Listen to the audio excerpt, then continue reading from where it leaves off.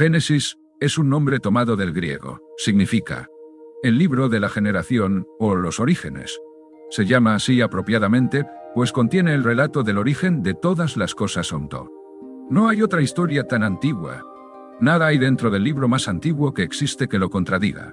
Por el contrario, muchas cosas narradas por los escritores paganos más antiguos, o que se pueden descubrir en las costumbres de naciones diferentes, confirman lo relatado en el libro del Génesis. Capítulo 1. El primer versículo de la Biblia nos da un relato satisfactorio y útil del origen de la tierra y de los cielos. La fe del cristiano humilde entiende esto mejor que la fantasía de los hombres más doctos. De lo que vemos del cielo y la tierra, aprendemos el poder del gran Creador.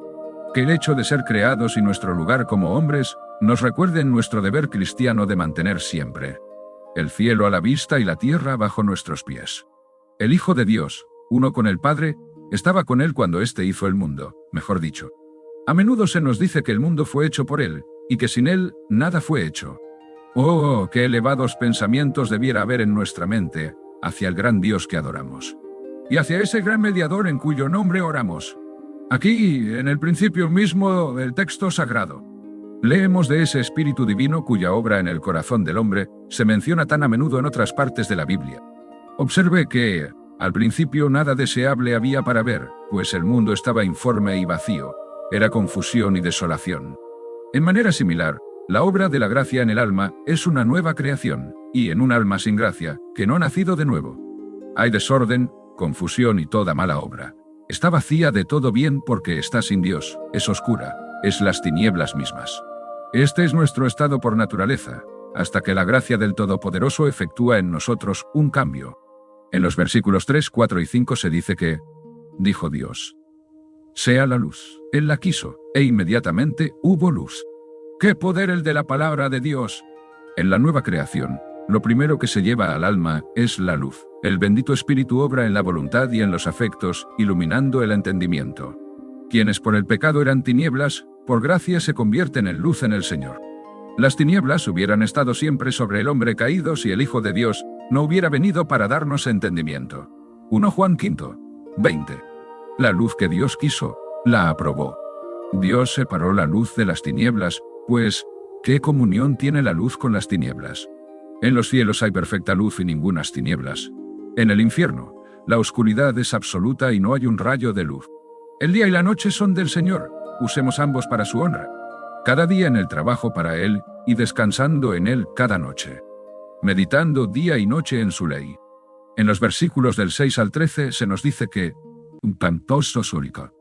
La tierra estaba desolada, pero por una palabra se llenó de las riquezas de Dios, que todavía son suyas. Aunque se permite al hombre su uso, son de Dios y para su servicio y honor deben usarse. La tierra, a su mandato, produce pasto, hierbas y frutos. Dios debe tener la gloria de todo el provecho que recibimos del producto de la tierra. Si tenemos interés en él, que es la fuente, por la gracia, nos regocijaríamos en él cuando se secan los arroyos temporales de la misericordia. En los versículos del 14 al 19, se nos dice que el cuarto día de trabajo da cuenta de la creación del sol, la luna y las estrellas. Todo es obra de Dios.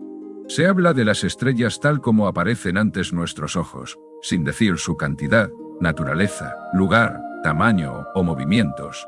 Las escrituras no fueron hechas para satisfacer la curiosidad, ni para hacernos astrónomos, sino para conducirnos a Dios y hacernos santos.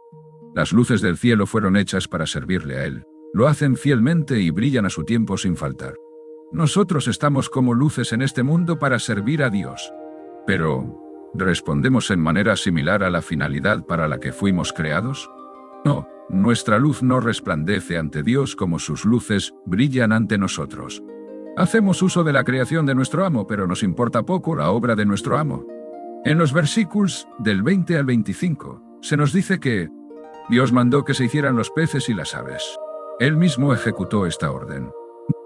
Los insectos, que son más numerosos que las aves y las bestias, y tan curiosos, parecen haber sido parte de la obra de este día. La sabiduría y el poder del Creador son admirables tanto en una hormiga como en un elefante. El poder de la providencia de Dios preserva todas las cosas, y la feracidad es el efecto de su bendición. En los versículos del 26 al 28, se nos dice que El hombre fue hecho después de todas las criaturas. Esto era tanto un honor como un favor para él. Sin embargo, el hombre fue hecho el mismo día que las bestias, su cuerpo fue hecho de la misma tierra que el de ellas. Y mientras él está en el cuerpo, habita en la misma tierra con ellas. No permita Dios que dándole gusto al cuerpo y a sus deseos, nos hagamos como las bestias que perecen. El hombre fue hecho para ser una criatura diferente de todas las que habían sido hechas hasta entonces. En él tenían que unirse la carne y el espíritu, el cielo y la tierra. Dios dijo, hagamos al hombre. El hombre cuando fue hecho, fue creado para glorificar al Padre, Hijo y Espíritu Santo. En ese gran nombre somos bautizados, pues a ese gran nombre debemos nuestro ser. Es el alma del hombre la que lleva especialmente la imagen de Dios. El hombre fue hecho recto. Eclesiastés. Su entendimiento veía clara y verdaderamente las cosas divinas. No había yerros ni equivocaciones en su conocimiento. Su voluntad consentía de inmediato a la voluntad de Dios en todas las cosas. Sus afectos eran normales y no tenía malos deseos, ni pasiones desordenadas. Sus pensamientos eran fácilmente llevados a temas sublimes, y quedaban fijos en ellos. Así de santos, así de felices, eran nuestros primeros padres cuando tenían la imagen de Dios en ellos. Pero cuán desfigurada está la imagen de Dios en el hombre. Quiera el Señor renovarla en nuestra alma por su gracia.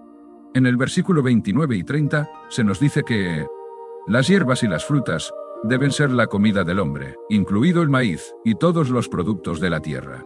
Que el pueblo de Dios ponga sobre él su carga, y no se afane por qué comerán ni qué beberán. El que alimenta las aves del cielo no permitirá que sus hijitos pasen hambre. En el versículo 31 se nos dice que cuando nos ponemos a pensar en nuestras obras hallamos, para vergüenza nuestra, que en gran parte han sido muy malas.